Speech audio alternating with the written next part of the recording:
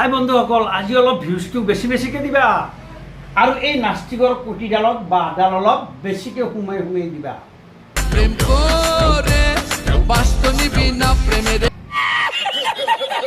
হাই বন্ধুসকল, এই ভিডিঅ'টো অনলি ফৰ এণ্টাৰটেইনমেণ্টৰ কাৰণে বনোৱা হৈছে, কোনো যাতে চিৰিয়াছলি নলয়। तो चलिए शुरू करते हैं।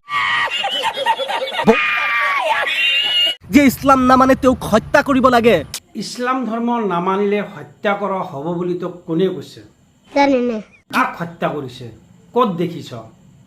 তইতো এটা ইছলাম ধৰ্ম মানা নাছিলি, তইতো এটা নাস্তিক আছিলি, তোক হত্যা কৰিছে নেকি? ইছলাম হ'ল এনেকুৱা এটা ধৰ্ম যিটো শান্তিৰ ধৰ্ম। যিকোনো কথা কিয় কোৱা, আৰু কথাৰ কিবা দাম আছে নেকি? তুমি যে হুক না আমার যেটা প্রশ্ন আছে, আপুনিও কম চুলুং বুলুং মাল নহয় দিয়ক। কথাতে কয় নহয়, হাগলিহে মানুহৰ বাছ ওলায়, এনে নোলায়। এনেকুৱা কল ৰেকৰ্ডিং আপোনাৰ ভাইৰেল হোৱা স্বত্বেও আপুনি কোনো ষ্টেপ লোৱা নাই। কাৰণটো কি? আপুনি ইছলামৰ পথ প্ৰদৰ্শক মানুহ এজন, আপুনি হাদিছৰ দলিল দিব পৰা মানুহ এজন, আপোনাৰ ইমান কথাবোৰ ওলাই আছে, আপুনি একো কৰা নাই। বোলে গোহাঁই ঘৰত কণ কল খোৱা নাই, সেনেকুৱা ধৰণৰ কথা হৈছে। ৰাইজে কিন্তু আপোনাক চাই আছে, এটা সময়ত কিন্তু ৰাইজে মুখ মেলিব।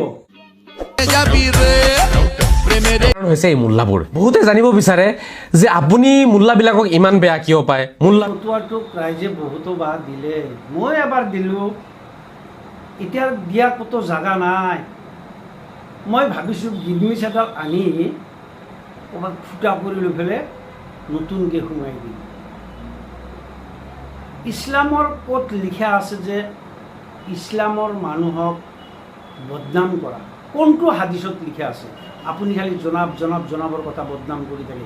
কোন হাদিছত লিখা আছে যে মানুহৰ বদনাম কৰিব পাৰি, আৰু বদনাম কৰিলে কি হয়? আপুনি ইয়াৰ উত্তৰটো দিব, নহ'লে এই য'ত জাগা নাই সহায় দিয়ে সোমাই দিয়া হ'ব। হাই বন্ধুসকল, যদি এই ভিডিঅ'টো ভাল লাগে তেতিয়াহ'লে লাইক, কমেণ্ট, শ্বেয়াৰ আৰু ছাবস্ক্ৰাইব কৰিব। যদি বন্ধুসকল ভাল নালাগে তথাপি লাইকটো আৰু ছাবস্ক্ৰাইবটো কৰিব।